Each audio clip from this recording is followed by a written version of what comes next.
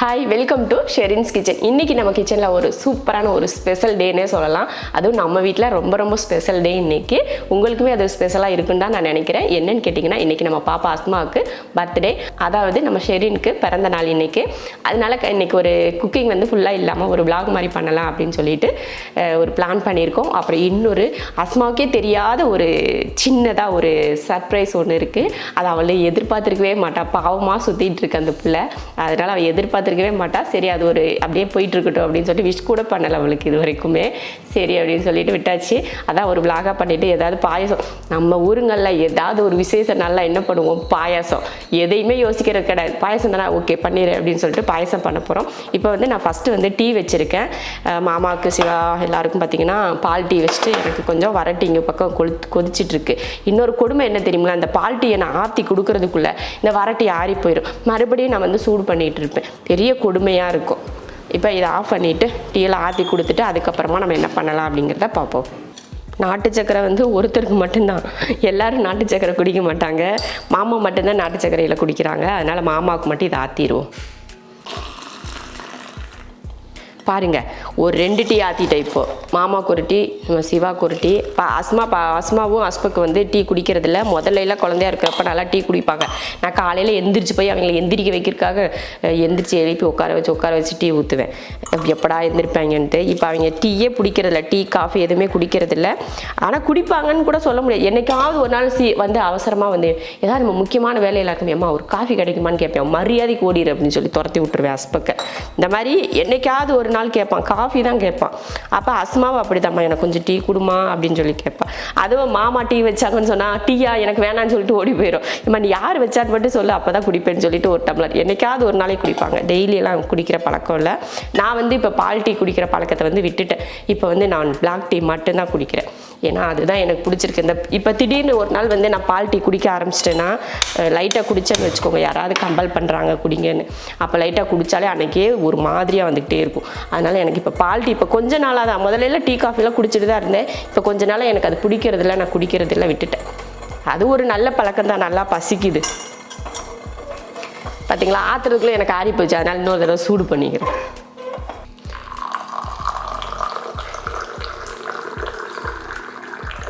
அவ்வளோதான், என்னோடய tea ready. அவங்களுக்கும் டீ கொடுத்தாச்சு, அவங்களும் குடிச்சிட்ருக்காங்க. நானும் டீ குடிச்சிட்டு வந்து பார்க்குறேன். ஏன்னா டீ குடிக்கிறதுக்கு முன்னாடி பால் ஊற்றி வச்சுருவோம், ஏன்னா டைம் சேவ். ஏன்னா இதை குடிச்சிட்டு வரக்குள்ளே பால் வந்து கொதிக்க ஆரம்பிச்சிருமா, அதனால் பாலை ஊற்றி வச்சுட்டு போயிடுறேன். 1 லிட்டர் பால் ஊற்றிடுவோம்.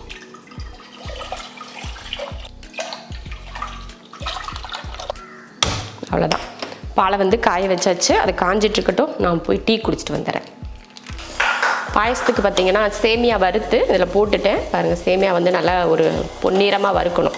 வறுத்துட்டு இதில் போட்டேன். பாயச வீடியோ நம்ம சேனலில் நிறைய போட்டிருக்கோம், அதில் பார்த்துக்கோங்க. அதே போல் செரின் வீட்டு சாப்பாடுலேயுமே நிறைய போட்டிருக்கேன், அதையும் பார்த்துக்கோங்க. பாலில் வந்து சேமியா போட்டு அது வெந்துட்டுருக்கு. நம்ம இட்லி ஒரு பக்கம் ஊற்றி வச்சுருக்கேன். அடுத்து வந்து நம்ம சட்னி அரைச்சிக்கலாம். தேங்காய் சட்னிக்கு வந்து மாமா வந்து தேங்காய் துருவிட்டுருக்காங்க. அதுக்குள்ளேயே நம்ம ஒரு கார சட்னி அரைச்சிருவோம். ஒரு 2-3 பெரிய வெங்காயம், இது போல் ஒரு 4 பல் பூண்டு, அப்புறம் ஒரு தக்காளி, 4 தக்காளி, ஒரு மீடியம் சைஸ் தக்காளியா, இந்த மாதிரி தக்காளியா 4 தக்காளி. இது எல்லாம் ஒரு 7 மணிக்குள்ளே நான் பண்ணி ஆகணும். அதுக்காக தான் அவசரமாக ஒவ்வொரு வேலையும் விடாமல் அங்கங்கே பண்ணிகிட்டே இருக்கேன். எல்லாம் ஒன்றா போட்டு அரைச்சி எடுக்க போகிறோம், வேறு ஒன்றுமே கிடையாது. அவசரத்துக்கு சட்னி இப்படி தான் பண்ணணும். பண்ணிவிட்டு நீங்கள் லைட்டாக அந்த தேங்காய் சட்னி எல்லாம் தாளிப்பீங்க பார்த்தீங்களா, அந்த மாதிரி நீங்கள் போட்டு தாளிச்சிட்டிங்கன்னா சூப்பரான ஒரு சட்னி, உங்களுக்கு கார சட்னி ரெடி ஆயிடும். பார்த்திங்கன்னா நம்ம காரத்தை பொறுத்து நம்ம வரமிளகாய் சேர்த்துக்கலாம். நிறைய பேர் கேட்குறீங்க காரம் அதிகமாக சேர்க்குறீங்க, என்ன அதிகமாக சேர்க்குறீங்கன்னு சொல்லிட்டு நான் வீடியோவில் நான் கரெக்டாக சொல்லுவேன். காரத்தை பொறுத்து நீங்கள் சேர்த்துக்கோங்க. எண்ணெயோட அளவு உங்கள் விருப்பத்தை பொறுத்து சேர்த்துக்கலாம். அது ரெண்டுமே உங்கள் விருப்பம் தான். அதனால உங்களோட டேஸ்ட்டு எல்லாம் மாறும் அப்படின்லாம் இல்லை. உங்கள் விருப்பத்தை பொறுத்து நீங்கள் அளவுகளை மாற்றிக்கலாம். மற்றபடி இந்த மசாலோட அளவுகளை மட்டுமே கரெக்டாக போட்டால் போதும். இந்த மாதிரி எண்ணெய் காரமெல்லாம் நீங்கள் கம்மி பண்ணிக்கலாம். தேவையான உப்பு. இப்போ இதை போய் அரைச்சி எடுத்துகிட்டு வந்துடுவோம். அதே போல் ரொம்ப வலுன்னு அரைக்கக்கூடாது. சும்மா அந்த குருணையாக இருக்கிற மாதிரி அரைச்சி எடுத்துக்கணும். அரைச்சி எடுத்துகிட்டு வந்துடுறேன். பார்த்திங்கன்னா சேமியா வந்து நல்லா வெந்துருச்சு. இப்போ இதில் சர்க்கரை சேர்த்துடலாம். அடுத்து ஒரு 4 ஏலக்காயை தட்டியிருக்கேன், அதையும் இதில் போட்டுடலாம். இப்போ சர்க்கரை கரையட்டும்.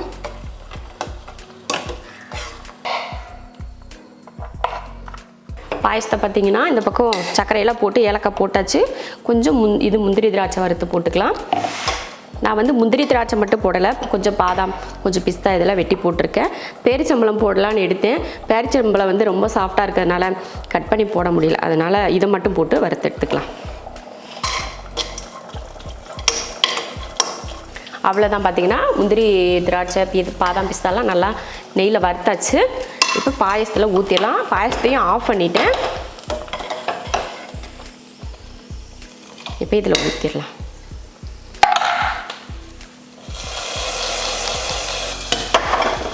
அவ்வளோதான், அருமையான பாயசம் ரெடி. சூப்பராக ரெடி ஆயிடுச்சு. அவ்வளோதான். இப்போ இட்லியும் வந்து ரெடியாக இருக்குது. இப்போ நம்ம சட்னி மட்டும் தாளிச்சோம்னா வேலை முடிஞ்சுது. தேங்காய் சட்னி கொஞ்சம் கெட்டியாக வச்சுக்கிட்டாலும் சரி, இல்லை கொஞ்சம் தண்ணி கலந்துக்கிட்டாலும் அது நம்ம விருப்பம்தான், அந்த மாதிரி பண்ணிக்கலாம். கார சட்னி வந்து தாளித்து இதிலே ஊற்றி கலரிக்கலாம் ஒரு கலரு. அதுக்கப்புறம் அது இருக்கட்டும். கொஞ்சம் தண்ணி ஊற்றிட்டேன், தேவையான உப்பு. இப்போ இதுக்கு தாளிச்சு ஊற்றிடலாம். தாளிக்கிறதுக்கு எண்ணெய் காஞ்சதுமே கொஞ்சம் கடுகு உளுந்து.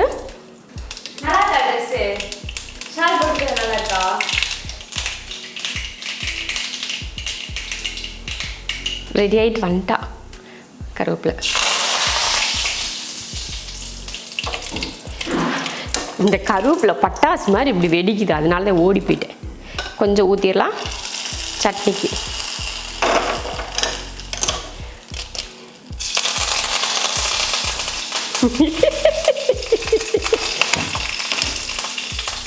அவ்வளோதான். அடுத்து வந்து நம்ம தக்காளியை தாளிச்சிருவோம். இதில்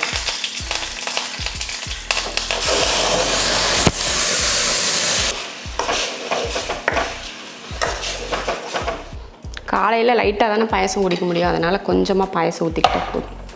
அவ்வளோதான். சட்னியும் அவ்வளோதான், ஆஃப் பண்ணியாச்சு.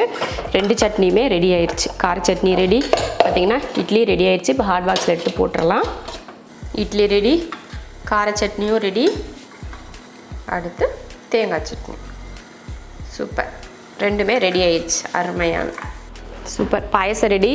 அப்படியே இட்லி சாப்பிட்டு கொஞ்சம் சும்மா ஒரு ஸ்பூன் பாயசம் குடிச்சிட்டு போனால் அப்போ நம்ம கொஞ்சம் டேஸ்ட் பார்ப்போம். செஞ்சவங்க முதல்ல சாப்பிட்டு பார்க்கணும்ல. இனிப்பெல்லாம் கரெக்டாக இருக்குது. சூப்பராக இருக்குது பாயசம், நல்லா கெட்டியாக இருக்குது. ஏன்னா நம்ம இதில் ஒரு துளி பால் கூட தண்ணி கூட ஊற்றலை, பால் இல்லை இதுக்குள்ள ஒரு துளி தண்ணி கூட ஊற்றலையா, அதனால் சூப்பராக பாயசம் ரெடி. இப்போ அஸ்மா கொடுத்துட்டு விஷ் பண்ணி அதை துரத்தி விட்டுலாம். இதை வந்துச்சு. Happy birthday. நான் வந்த உடனே நன்றி. நான் வந்த உடனே வந்து எங்கள் அம்மா எப்பயுமே இந்த பர்த்டேக்கு செஞ்சிருவேல்ல. ஆமாம், இந்த பாயசம் நல்லா இருக்கும். இவங்களுக்கு இதுதான் பிடிக்குமே, வேற எதுவும் செஞ்சால் பிடிக்கும். செஞ்சிரும். இது ரொம்ப டேஸ்டாக இருக்குது. பாலே தண்ணி ஊற்றாது எங்கள் அம்மா. உட்காந்து குடிக்கலாம். அது பருப்பு பாயசம். இந்த பாயசம் பருப்பு பாயசம் செஞ்சால் இவன் மட்டும்தான் குடிப்பா. இந்த பாயசம் பண்ணால் வீட்டில் எல்லாருமே சேர்ந்து அஸ்பக்கும் சேர்த்து குடிப்பான். அதனால தான் இது பண்ணிடுறது. எல்லாரும் சேர்ந்து குடிச்சா என் லிப்ஸ்டிக் கழிஞ்சிருமே. நேரம் ஆகுது பாரு, போய் ஃபோட்டோ எடுங்க போங்க. ஃபோட்டோவா? பாயசம் குடிச்சு ஃபோட்டோ. சரி, குடிச்சுக்கிட்டே எடு. எனக்கு தான் காசே இல்லை, ட்ரெஸ்ஸே எடுத்து கொடுக்க மாட்டேன்லாம் டான்ஸ் விட்டுட்டு. என்னது? ஏதாவது இருக்கும். ஆப்பிள் வாட்சா? அதுக்கு ஐஃபோனாச்சும் வாங்கி கொடுத்துருக்கலாம்ல. ஆப்பிள் வாட்ச் உங்கள் அண்ணன் அம்மா எனக்கு ஒரு ட்ரெஸ்ஸு வந்து ஆல்ரெடி இது புது ட்ரெஸ் தான். ஏற்கனவே ரம்ஜானுக்கு எடுத்த ட்ரெஸ்ஸை தான் போட சொன்னாங்க. காசு இல்லைன்னு பாவம் புலம்பிட்டே இருந்தாங்க.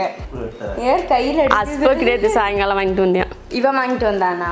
நம்ப முடியலையே. ஐயோ, ஓப்பனை பண்ணிட்டு சீக்கிரம் கிளம்பு. ஓப்பன் பண்ணிட்டு நானே ஓப்பன் பண்ணுவேன். குழுங்குறத பார்த்தா வாட்சா இருக்குமாடா அஸ்பக்கு? ஏடா இது சிஆர்டி டப்பா இல்லை, நினைச்சேன் சிஆர்டி டப்பா தான். குடிமா. நீங்க கூட பிளாஸ்டிக் டப்பால போட்டு கொடுங்க. ஜிஆர்டி டப்பால என்ன நம்ம வீட்ல இல்லாத ஜிஆர்டி டப்பா போய் வாங்குனானா? ஐயோ, அவசரத்துக்கு வாங்கி கொடுத்தா சொல்லவே இல்லை. நான் இவள ஒரு முட்டாய் கூட விஷ் நேத்து 12 மணிக்கு கொஞ்சம் கேம் தான் விளையாண்டுட்டு இருந்தான். என்னது என்னதுன்னு ஓபன் பண்ணி பாரு. சூப்பரா இருக்கு.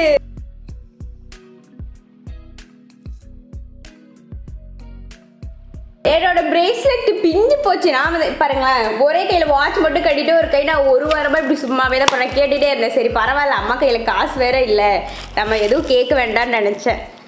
சூப்பராக சூப்பராக இருக்குது கூட. நான் போட்டு பார்க்குறேன். இந்த போட்டு விடு. ஓ மோதருக்கு மேட்சிங்காக இருக்கா? இல்லை, பூ எல்லாமே பூ டிசைன் தான். கம்மலுக்கு மேட்சிங். சூப்பராக இருக்கு. நன்றி. நம்ம ஜெயிச்சிட்டோம் பாரா. அழகா இருக்கு. எதுவும் வாங்கி தர மாட்டாங்கன்னு நினைச்சேன். சரி பரவாயில்ல, நீ வந்து போ வாங்கி கொடுத்தா மட்டும் கட்டி கொடுப்பாளுங்க, இல்லைன்னு வச்சுக்க போயிட்டு வரப்ப அப்படின்ட்டு போயிடுறது. சீஸ் அழகா இருக்கேன், எதிர்பார்க்கவே இல்லை. ஏன்னா வந்து சரி முன்னாடில இருந்தே எப்பவுமே இப்படிதான். சரி பிறந்த நாள் சரி முன்னாடியே எங்கள் அம்மா ஏதாச்சும் ஒன்று பிளான் பண்ணுவாங்க. இதாட்டி எதுவுமே போகல. நேற்று கூட வீட்டுக்கு போயிட்டு வெளியே போயிட்டு 9 மணிக்கு. அப்போ இது நேற்று ஆஃப்டர்நூன் போய் வாங்கினீங்களா? வாங்கிட்டு தான் வந்தோம். நீ வந்த நேற்று வீட்டுக்கு வெளியே போயிட்டு கூட நாங்கள் 9 மணிக்கு தான் வந்தோம். சரி அவ்வளோதான் போல. நைட்டு நான் எனக்கு தூக்கமே வரல. சரி யாராச்சும் விஷ் பண்ணுவாங்க அப்படின்னு சொல்லிட்டு தான் நானும் வெயிட் பண்ணிட்டு. இவன் எங்கள் அம்மாவும் தூங்குறாங்க. இவன் 2 பேரும் தூங்கிட்டு இருந்தீங்க.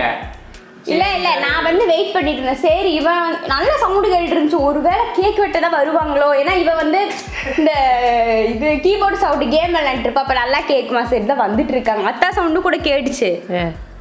நான் பிரம்மன் நினைக்கிறேன். எங்கள் அம்மா நல்லா தூங்கிட்டு இருக்காங்க. அவ எப்படி அசந்துதான் தூங்கிட்டு. நானும் சரி பார்த்தேன். டைமும் பார்த்தேன். டைம் வந்து ஒரு 11:50 அந்த மாதிரி. எப்படி வைத்தியக்காரிடுவாரு. அப்புறம் சரி நான் அப்புறம் இவன் வந்து பாத்ரூம் இவன் வந்து கேக் கிட்ட தான் வரான் போல அப்படின்னு சொல்லிட்டு நானும் சரி இந்த பக்கம் திரும்பி படுத்துட்டு இருந்தேன். அப்போ பார்த்தா அவனும் பாத்ரூம் போயிட்டு அப்படியே கிளம்பி போயிட்டான். இன்னைக்கு அப்படிதான் போல பர்த்டே. அவ்வளோதான் போல இன்னைக்கு பர்த்டே. சரி உன் பிறந்த நாளைக்கு முடிஞ்சு போச்சு. அவ்வளோதான். நீ கிளம்பு. சூப்பர் பானா. தினமும் காலேஜ் போட்டு போலாமா? எதுக்கு இதை போய் போட்டு போற? சும்மா ஒரு 10 ரூபா தான். 10 ரூபா தானா? நானும் தங்கமோன்னு நினைச்சேன். எப்படி எனக்கு வந்து இது ரொம்ப பிடிச்சிருந்துச்சு. என்ன அந்த டைமண்ட் இந்த பூ இருக்கிற இடத்துல டைமண்ட் இருந்திருந்தா கொஞ்சம் நல்லா இருந்திருக்கும். செக்கு கழட்டி கொடு. அன்னைக்கே நீ டைமண்ட் தானே வாங்கி கொடுத்தா. இன்னைக்கு போட்டு ஏன் கோல்டில் வாங்கி கொடுத்து? அதை விட இதுதான் மதிப்பு அதிகமா. It's okay. எனக்கு இது ரொம்ப பிடிச்சிருக்கு. அழகாவும் இருக்கு. வைரத்தை விட தங்கத்துக்கு தாங்க மதிப்பு அதிகம். ஏன் தெரியுமா? வைரம் வந்து காஸ்ட்லி தான். ஆனால் தங்கம் உதவுற அளவுக்கு வைரம் உதவாது. தங்கம் வந்து சில நேரங்களில் கையில் காசு இல்லையா கொண்டு போய் பேங்க்ல வைக்கணும்னு வச்சிடலாம். வைரத்தை கொண்டு போய் வைக்க முடியுமா? அதனால இதுதான் பெருசுடா. என்னை பொறுத்த வரைக்கும் தங்கம் தான் பெருசாக நினச்சிக்குவேன். அது எதுக்கு சும்மா ஆடம்பரம். இதுதான் அவசர ஆத்திரத்துக்கு யூஸ் ஆகும். அதுக்கு அஸ்மா ஒன்று வாங்க மாட்டேன், கவலைப்படாத.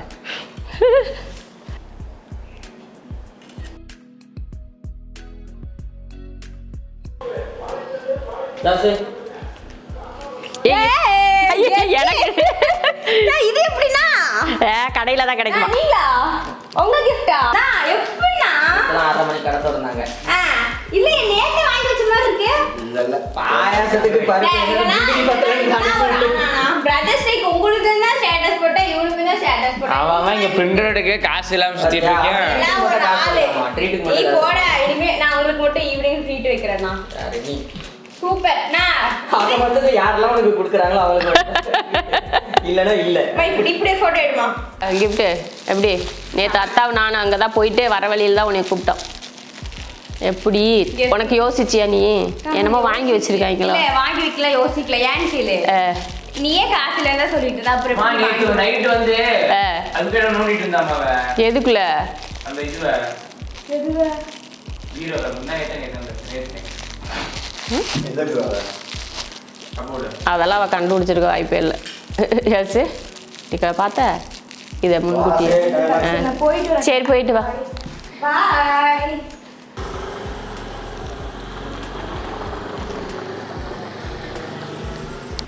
அப்பா காலையில் ஒரு பரபரப்பாக ஒரு வேலை முடிஞ்சிருச்சு. இவங்களுக்கு அனுப்பி விடுறதே ஒரு பரபரப்பாக இருக்குமா, அதை அனுப்பிச்சி விட்டாச்சு. இத்தனை செய்கிறேன் பார்த்துக்கோங்க. இட்லி செய்கிறேன், எல்லாம் இட்லி சட்னியெல்லாம் செஞ்சு அவசரமாக செய்கிறோம் பார்த்தீங்களா. ஆனால் சாப்பிட்றது பார்த்தீங்கன்னா அரை இட்லி, அரை தோசை. சாப்பாடாக இருந்தால் அதை 2 ஸ்பூன் சாப்பாடு இப்படி சாப்பிட்றப்போ அப்படி ஒரு டென்ஷன் ஆகும் நமக்கு. எதுக்கு நம்ம காலையில் சீக்கிரம் எழுந்திரிச்சு பசங்களுக்கு வந்து செஞ்சு கொடுத்து அனுப்பணும்னு ஆசைப்படுறோம், அவங்க பசியோடு போகக்கூடாதுன்னு. ஆனால் அதுக்கு செய்கிறத பார்த்தா நமக்கு டென்ஷன் அப்படி ஆகுது. இத்தினோண்டு தான் சாப்பிடுவாங்க. அரை இட்லியில் ஒரு இட்லி, அப்புறமா தோசையில் அரை தோசை. இந்த மாதிரி ஒரு வாய், ஒரு சில நேரங்களில் ஒரு வாய் மட்டும் எடுத்து வச்சுட்டு அவ்வாட்டுக்கு போயிடுவான். அந்த அவனும் அப்படி தான் வேணாமா அப்படின்ட்டு போயிடுவாங்க. அப்போ எனக்கு ஏன்டா இது காலையில் எந்திரிக்கணும், ஏன்டா இதை செய்யணுன்னே தோணும். அப்புறம் சரி ஏதோ ஒரு வழியாக பாயசம் குடிச்சிருக்கிறத பெரிய எவ்வளோ கொஞ்சம் நான் காட்டுறேன். கேட்பாங்க ஆனால் குடிக்கிறது பாருங்க.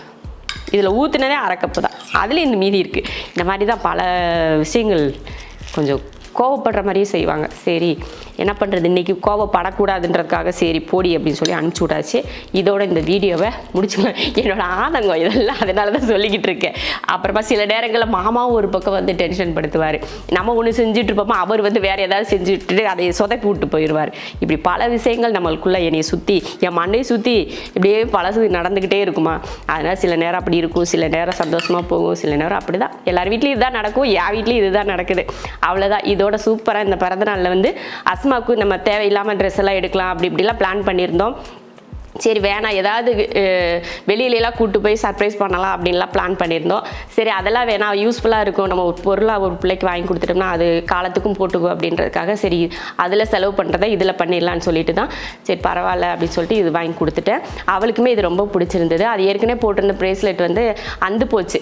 அதனால் புலம்பிக்கிட்டே சுற்றும் பொழுதுனைக்கு எனக்கு இது போச்சுமா, ஒன்று வாங்கித்தா அப்படின்னு சொல்லிட்டு சரி அதுவே ஒன்று வாங்கி கொடுத்துடலாம் அப்படின்னு சொல்லிட்டு வாங்கி கொடுத்தாச்சு. அவளும் சந்தோஷமாக போயிட்டா. அவ்வளோதான். இதோட இந்த விலாகை நான் முடிச்சுக்கிறேன். அஸ்மாவுக்கு எல்லாருமே விஷ் பண்ணுங்கள். உங்களோட எல்லாரோட விஷுமே அஸ்மாவுக்கு கிடைக்கணும்னு நான் விரும்புகிறேன். அதனால் நீங்கள் கண்டிப்பாக எல்லாம் அஸ்மாவுக்கு விஷ் பண்ணுங்கள். அவ்வளோதான். இதோட இந்த விலாகை முடிச்சுக்கிறேன். டாடா, பாய் பாய்.